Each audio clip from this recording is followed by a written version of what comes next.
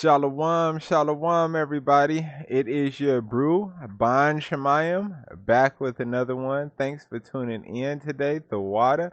On that note, let's get into it. Today, we are going to be going over, boom, right? They are stealing my culture, Basim Youssef on Netflix Cleopatra casting. It's so crazy because people nowadays are so infused with backwards history they don't even know their own culture. But let's hear a little bit of this real quick, and then we're gonna break down some information and discuss this. Really, what's happening is Netflix is being sued for having a black Cleopatra.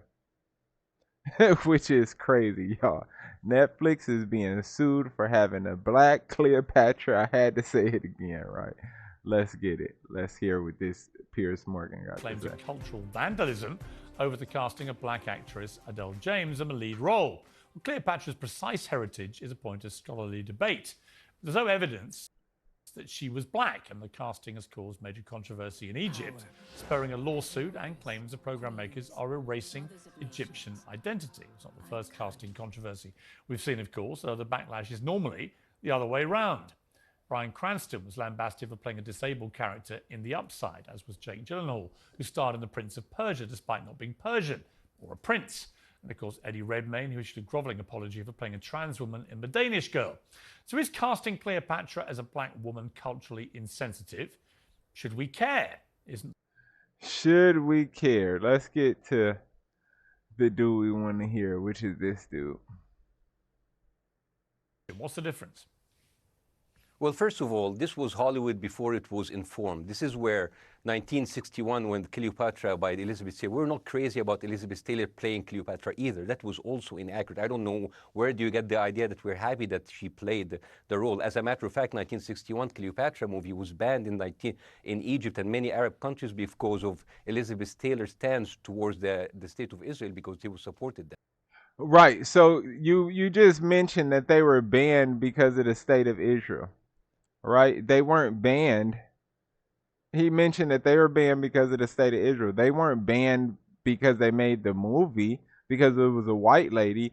This is different. You're trying to ban this Cleopatra movie and sue Netflix because it's a black lady. It's not the same thing. You compare apples and oranges. Let's keep going, y'all. So I don't know where does he get this information. Second of all, this is the same Hollywood that in 1956 they cast John Wayne as Genghis Khan. So this is a time where Hollywood didn't know any better. Now the problem for So he's like, this is a time when Hollywood didn't know any better. Get out of here. Angelina Jolie played Cleopatra, not in the 60s. Come on, let's keep going. For me, it's not about color. It's not about white and black. This is a very reductive way to talk about things. This is the way that Americans talk about it. I'm very sorry. Like, I come from Egypt. Egypt has a very diverse color palette. People can look like me or they can look deeper skin tone like Anwar Sadat, who comes from a Nubian origin. It's not about black and white. It's about the continuous culture appropriation and falsification of history that has been done by what the so-called Afrocentrist movement. The Afrocentric movement started the last century as a way, in a good intention, to teach African American about their rich history of West Africa, the great empire. First off, that's bullcrap. We aren't from West Africa. They keep mentioning West Africa. They mention, let's keep going. Of Ghana, Ghana, of Songhali, the Songhali, great empire of Mali. But Mali. If you go back into all of those empires, all of those empires happened after the death of Christ, 1,000 years after the death of Christ. They don't mention Mali or Ghana in 2000 BC. So that's what I be saying, the falseness. So you want us to claim something that is nothing, while you can claim on to something that has a heritage that's been here for thousands of years that don't belong to you. And we gonna prove this too in this video. You see this guy right here, he's got colored eyes. That was a rarity in the 100 AD in the entire world. We talking about the Mediterranean. We talking about Greeks were tan with dark hair and dark eyes. There was few which were called the elite, which mixed their bloodlines with themselves. And that's how you got these colored eyes and all of this. That didn't exist. So when you talk about a culture, your culture is misappropriated. And we're going to go through this with the history of it. Let's keep going. thing is, that's why you find people like Kevin Hart, who subscribes to these theories, who claim that his ancestors. Oh yeah, because didn't they sue Kevin Hart or ban him from coming to Egypt because because he said the Egyptians were really black?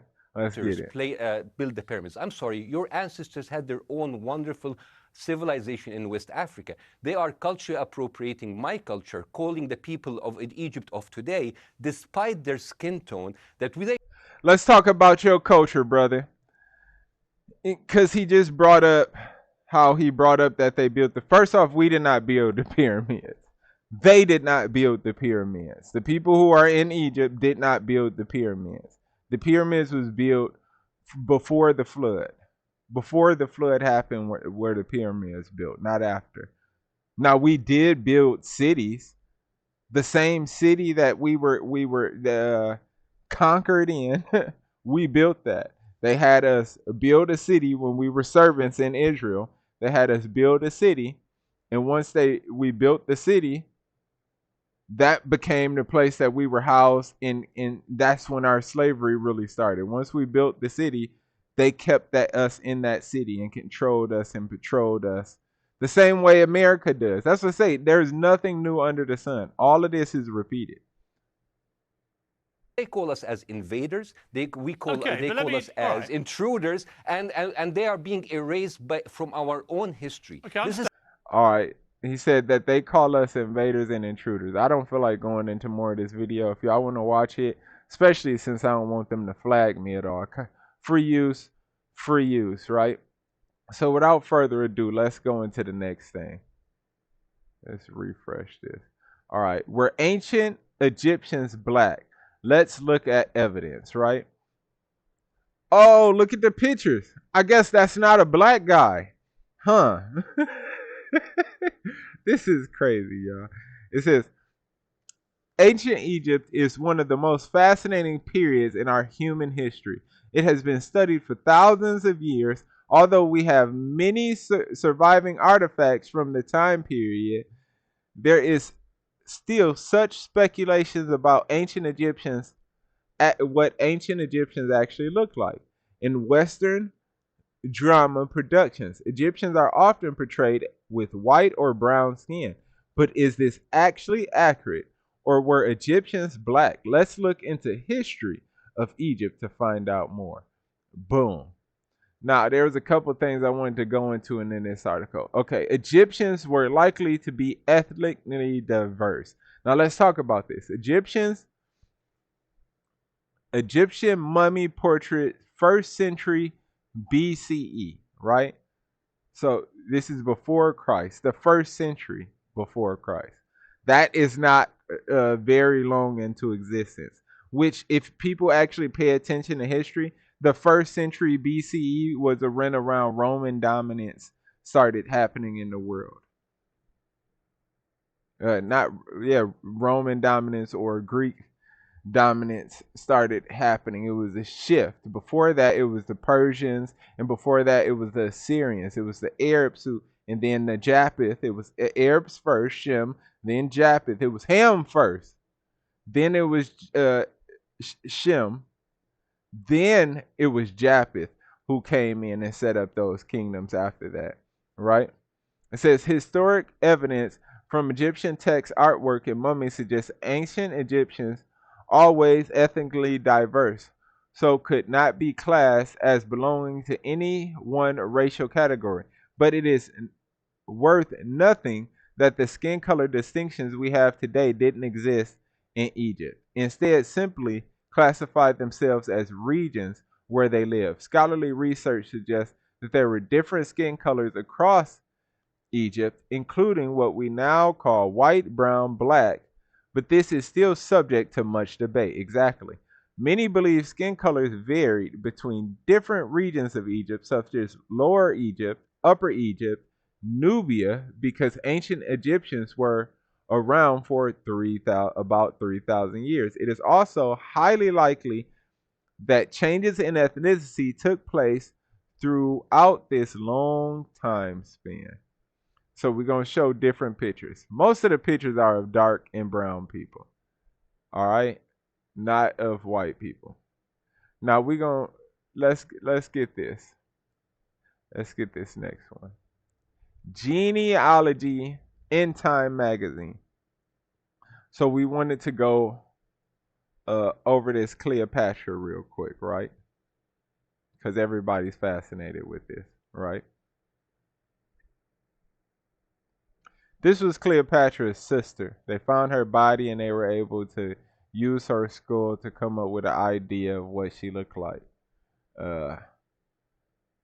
It says Cleopatra, 69 BC to 30 BC, was the last pharaoh of ancient Egypt.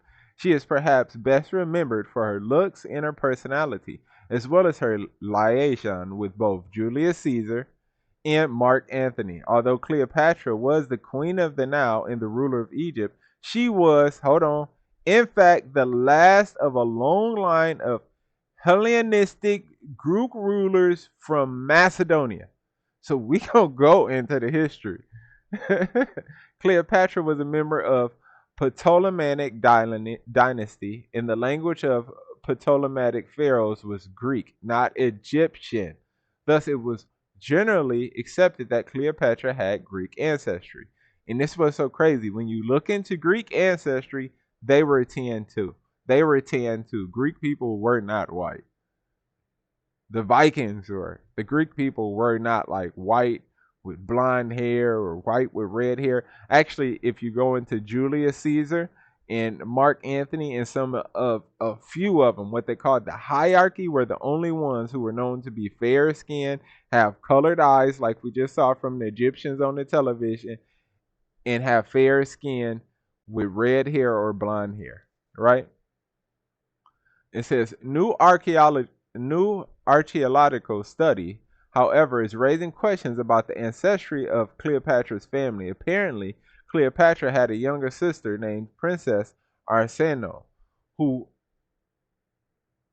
vied with Cleopatra for control over the Egyptian throne. Ancient Roman texts suggest that Princess Arsinoe was banished to the city of Ephesus after losing a power struggle with her older sister. Ephesus was a Greek port city not far from Macedonia, on the coast of what is now modern Turkey. In Cleopatra's time, Ephesus was ruled by Romans.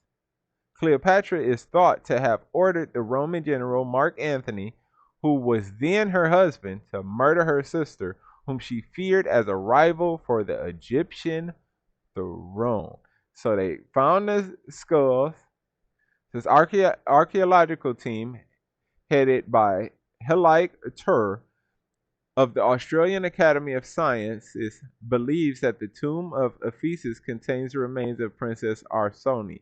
The tomb, which had unusual characteristics, was originally opened and explored in 1926. However, its significance to the Egyptian royal family was not discovered until recently. Measurements of the skull taken from the tomb in the 1920s were combined with modern technology to create a computerized reconstruction of the face of the young woman who was buried in the tomb. The young woman is thought to be Princess Arsinoe, and this is a computerized reconstruction showed that she had physical characteristics of a mixture of white European, black, African, and ancient Egyptian. See below. Now, when they keep saying ancient Egyptian, so we know Cleopatra had some type of dang tan to her, right? When they speak of ancient Egyptians, they actually kind of off. Let's go into this, right? This is awesome. This is called Egypt Timeline and History Overview. Egyptian timeline, right? Right. So 3100 BCE. This is the Egyptian developed hieroglyphic writing. Now, if you notice on the hieroglyphs, they're all black. for the most part. Like 90% of them are black or brown. You might find one or two fair complexion people. There wasn't a mass popularity of any fair complexion. It was mostly dark brown or light brown, as we experience black people, rather it's Africans or Judean folks, both experience the color ratios of being lighter brown to darker brown, right? It says 2950, Upper and Lower Egypt are united by Manes, the first pharaoh of Egypt, right? 2700, Pyrrhus is developed as a writing surface, right? Papyrus, right? 2600, the first pyramid built by the pharaoh Dozier, Imhotep, the famous advisor is the architect, right? 2500 BC. So all before Christ, right? The Sphinx and the Great Pyramid of Giza are constructed. And notice they knocked off the noses of a lot of these statues over there. Let's get it. 1600 BC. The chariots is introduced, right? So if you notice, this is over thousands of years where Egypt was not invaded or messed with or mixed up, right? Amos first reignites Egypt and the New Kingdom period begins, right? So Egypt comes back together. 1500 BC. The pharaohs begin to be buried at the Valley of Kings, right? So pharaohs weren't buried here before. That's why I keep saying people don't understand what happened 1,000 years before, because that was before the flood. So it's a lot of information that's lost from that time. That's during those. These were the children of Cain. These weren't even the actual people who had took over that time. That's why you get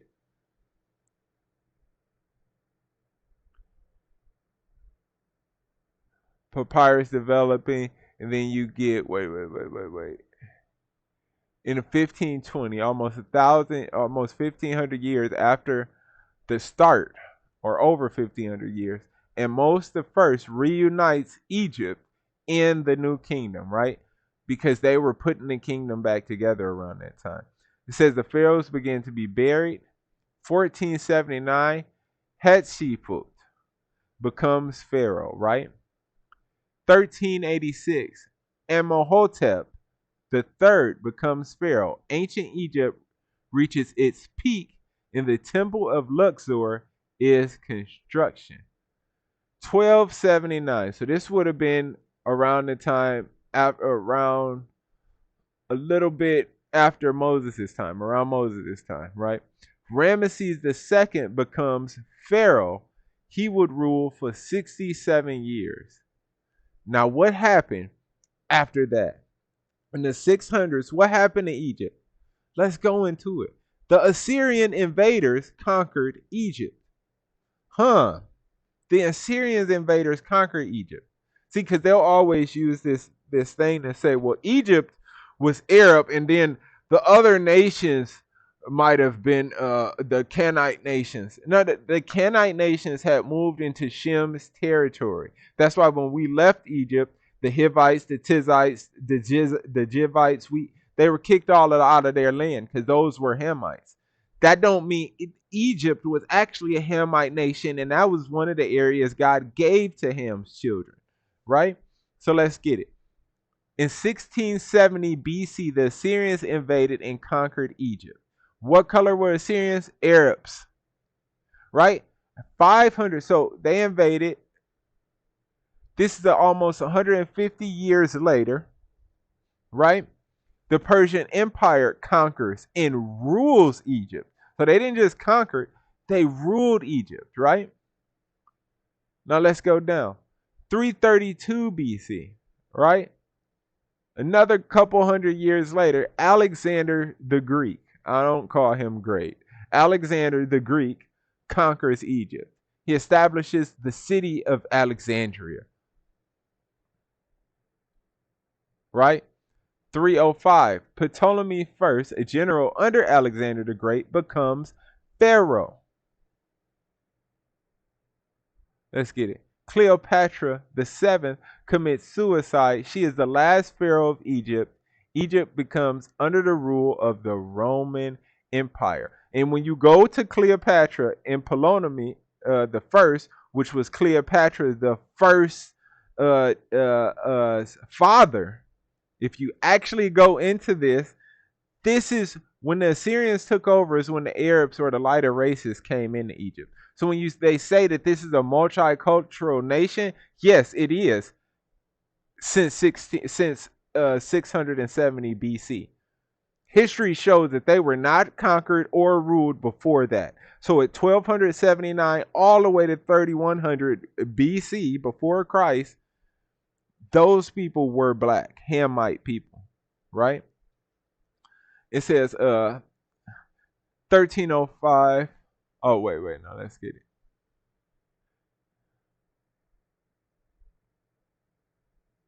It says 1395. Egypt becomes part of Byzantine Empire, the Eastern Roman Empire. 641. The Arabs conquered Egypt and convert the land to Islam. Now, this is after Christ now, right? 969. The capital city is moved to Cairo, right? 1250. The Mamelukes take control of Egypt. 1517, the Egypt is conquered by the Ottoman Empire. 1798, the French Empire, led by Napoleon Bonaparte, invade Egypt. However, Napoleon is soon defeated and the Ottoman Empire once again takes control. 1805, Ottoman general Muhammad Ali becomes leader in Egypt. He establishes his own dynasty. 1869, construction of the Suez Canal is completed. 1882, the British defeat Egypt in the Battle of Tel Kabar, and the United Kingdom takes control of Egypt. So as we see, I just wanted to go into this. Up until 670 BCE, before 670 BCE, Egypt was black. That is a fact. And we're going to also prove that after this with scriptures, right? But before that, Egypt was black-skinned people. Now, this is what I got to say to our people. We're not Egyptians. Just because the history of those people there were dark, this colorism thing has to stop. We're not the same as them. We served under them, right? Ramses II, Moses was brothers with Ramses I, right? So we talking about 100 years before this, 60, 70 years before this, 80 years before this, somewhere around that time, in the 12th century BC, Moses was here, and his people were servants in this land. Now we get to hundreds of years later, the Assyrians conquer. Now the Assyrians are Arabs. The Persians are brown-skinned people. Alexander the Great is a fair-skinned person. Ptolemy was a fair-skinned person. Cleopatra, even though she was the mother of him, she had Egyptian ancestry, so she would have had a tan. But being born into Ptolemy's family, which was filled with damn people, Inbreds, right? Which was filled with inbred people. That's a big problem that we get into. She wasn't pretty, probably. You gotta think about it. Most of her family was inbreded. Like, she wasn't pretty. I don't care what history says about her. We know what inbreds look like, and we talking about these people is marrying brothers and sisters and mothers, and then they marry the child. Like, this dude, Ptolemy II, married Cleopatra II, and then married her daughter. Like, come on now, right? Now let's go into what some inbreds look like, so we get an idea of what Cleopatra most likely looked like. These are inbreds right here. In fact, they got an interview with these people on the internet. These are inbreds. So Cleopatra, which is crazy because if you look at her sculpture, it does kind of look like these people. The sculpture that they made of her, it does resemble their facial features. These are inbreds. These are inbreds.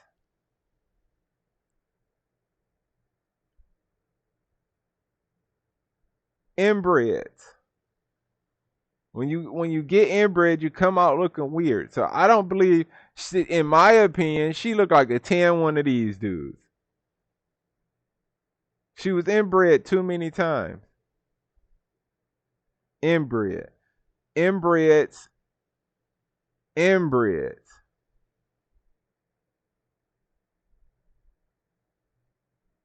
So the reason I went into this was for a reason. Because she would have came with a bunch of physical uh problems. Matter of fact, let's go into this one. Inbreds. Look at this.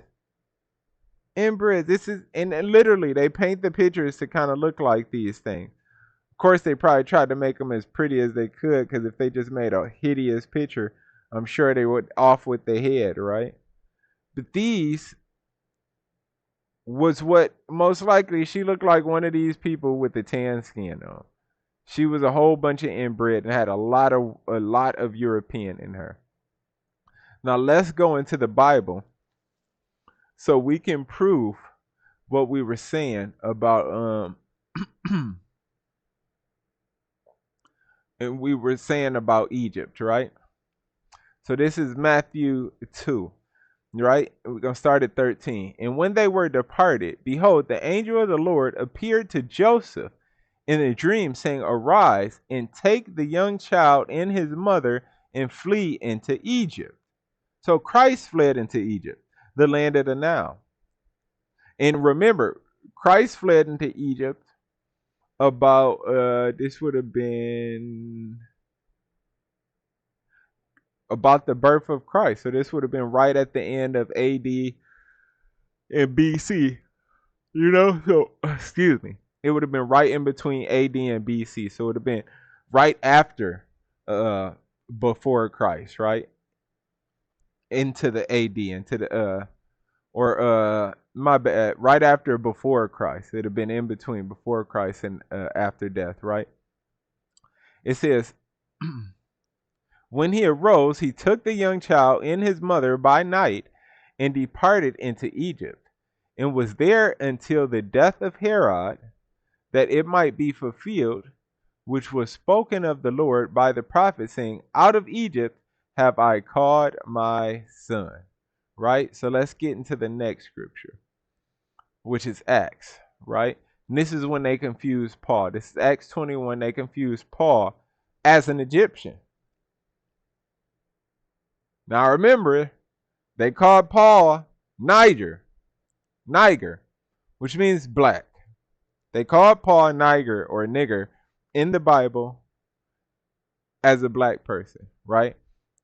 So let's get this. So if Paul was considered black, and we know that for a fact according to the Bible, right? Then why does it say this? And Paul was to be led into the castle, and he said unto the chief captain, May I speak unto thee? Who said, Canst thou speak Greek? Art not thou that Egyptian, which before these days madest an uproar, and leddest out into the wilderness 4,000 men that were murderers? But Paul said, I am a man which am a Jew of Tarsus, a city in, it says, Cilicia or Cilicia. Is that Cilicia? Yeah, Cilicia. A citizen of no mean city. And I beseech thee, suffer me to speak unto the people. And when he had given him license, Paul stood on the stairs and beckoned with the hand unto the people. And there was made a great silence. He spake unto them in Hebrew tongue, saying, so they considered him to be an Egyptian. What further proof do we have that Egyptians were black? Let's go into uh, uh, First Chronicles 4:40, right? It says, and they found fat pastures and good, and the land was wide and quiet and peaceable, for they of Ham dwelt there of old, right? So this is speaking of Israel or Egypt. And how do we have further proof? Let's go into this. Psalm 78, right? And it says, he cast out the heathen also before them, and divided them inheritance by line, and made the tribes of Israel to dwell in tents. Yet they tempted and provoked the Most High God, and kept not his testimony. Matter of fact, let's go up. I think I missed it. Okay, here we go. Right. Here he says, he made a way. So this is Psalm 78, and we're going to start at 50. He made a way to his anger. He spared not their soul from death, but gave their life over to the pestilence, and smote all the firstborn in Egypt, the chief of their strength, in the tabernacles of Ham. So isn't Ham, wait, what did that say under Ham? Also a name for the Egyptians. So it's crazy because they always want to say that um uh, Ham is a multicultural. Africa's multicultural. So Ham's multicultural. If Ham was multicultural, how did they use the scriptures to say the Hamites would be in slavery when they enslaved our people? Think about that. They say, "Oh, you are Ham, so it was said that you would be in slavery forever. So we got the right to enslave y'all." Why weren't the Arabs being enslaved? Why were the Arabs enslaving us? If they have Arabs in Ham's territory claiming to be Ham, a multicultural, why weren't they slaves? See, you got to catch on to the lies, right? And smote all the firstborn in Egypt, the chief of their strength, in the tabernacles of Ham, right? Let's get to the next scripture, which is Psalms 105, right?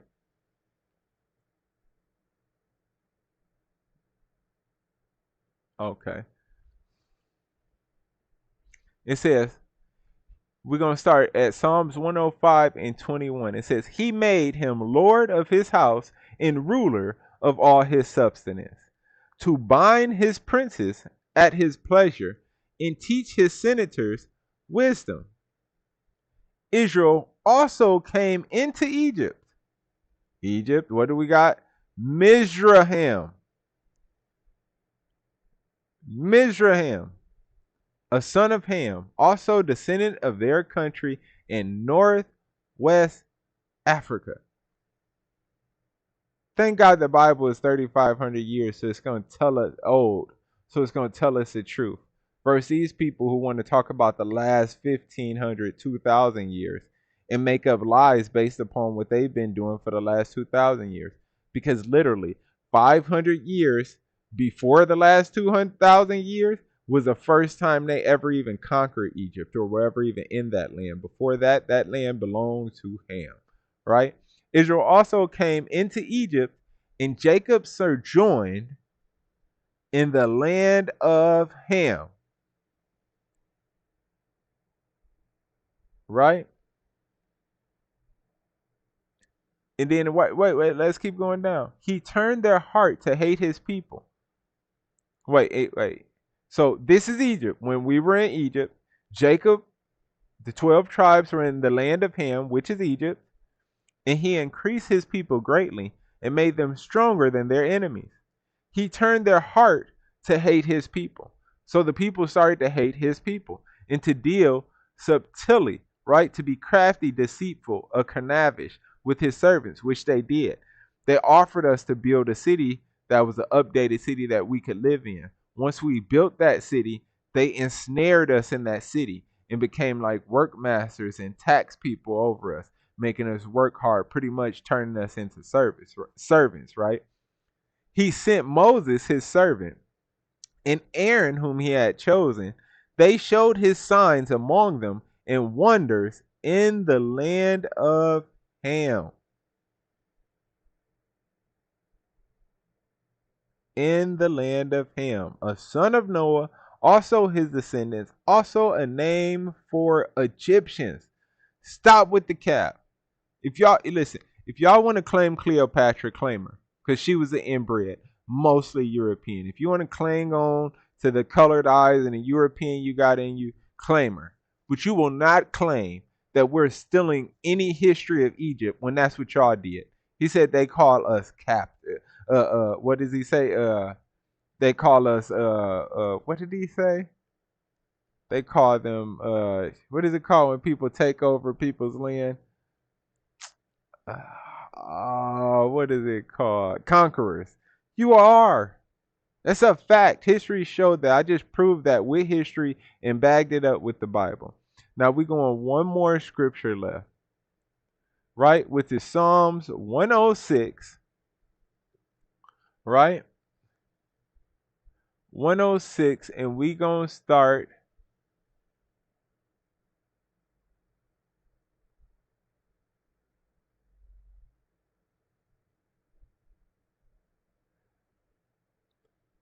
Okay, we're gonna start at 20. Psalms 106 and 20, right? It says, "Thus they have changed their glory into the similitude of the ox that eateth the grass. They forgot God, their Savior, which had done great things in Egypt." What is Egypt? Mizraim, a son of Ham. Also decides their country, also describes their country in Northwest Africa. Just like it's blasphemous for Europeans to say that they created the culture of Europe when they conquered that land, it's blasphemous for these people over there in Egypt saying that, right? It says wondrous works in the land of Ham,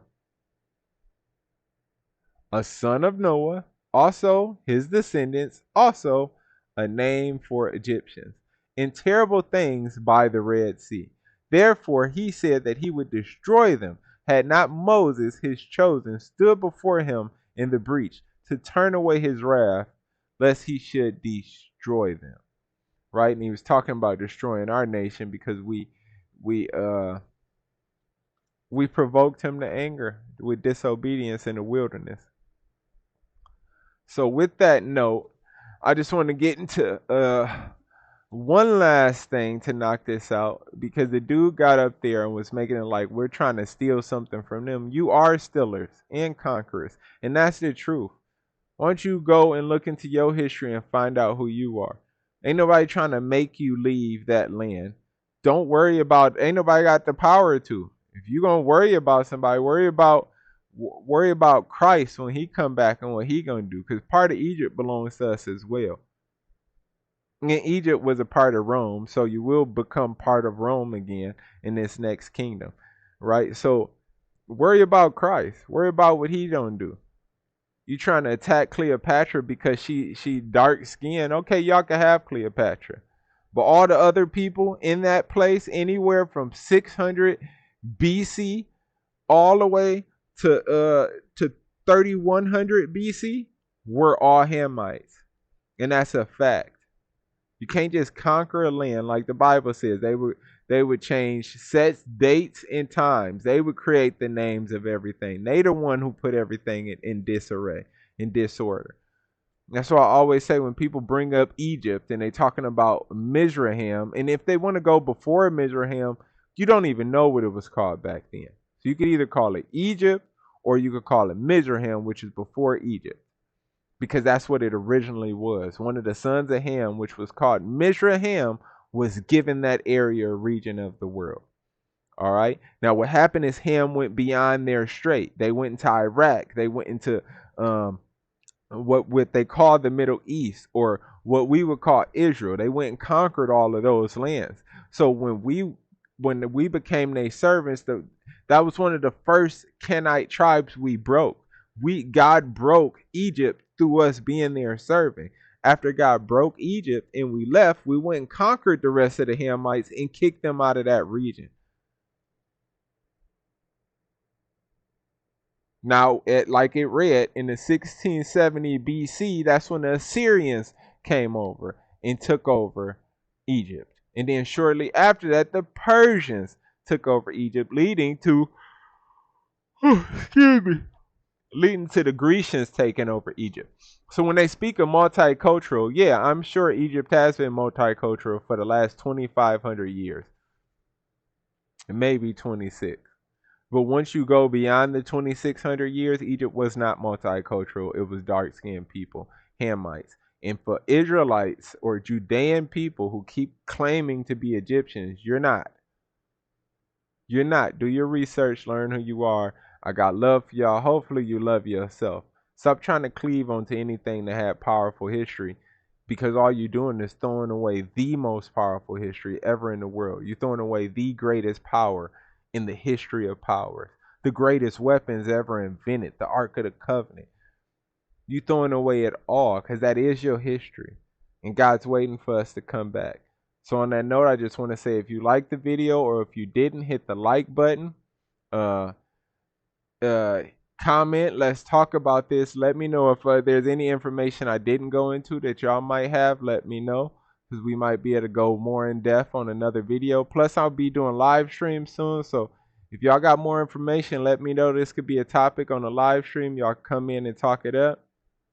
If you haven't subscribed already, subscribe. On that note, I just want to say Thawada, which is thank you. Thank everybody for tuning in. Thawada. Kaula Haya by Shem Yeshaya, which is all praises to the Most High in the name of his son Yeshaya. And I want to say Barakatah, which is bless you. Shalom, which is peaceful greetings. And Barakatah, Barakatah. Last thing that's not least, I almost forgot. I got the Cash App at the top of the screen. Hopefully it's big enough for y'all to see it. It's Cash App, $, or it's $, Bon Shemayim 7, right? That is my Cash app for donations. If you would like to donate, no pressure. If you don't have it, I know times is getting tough. If you do donate, or if you don't, the water anyways, just for watching the video and showing love and meeting up with me and keeping it real with me. You know, showing up, showing love, showing out. We need to support more good things and peaceful things, and not just support drama. I get that drama sells, sex sells, but I don't want to make my YouTube channel about sex or drama. I wanted to keep it about God. We could have some worldly events and discussions, but I want to mostly keep my channel about God, because this is what people need, because they be lying, and the Bible straightens everything out. So on that note, I just want to say Barakatah, which is bless you, and peace out. Into the next one. Barakatah, y'all. Peace.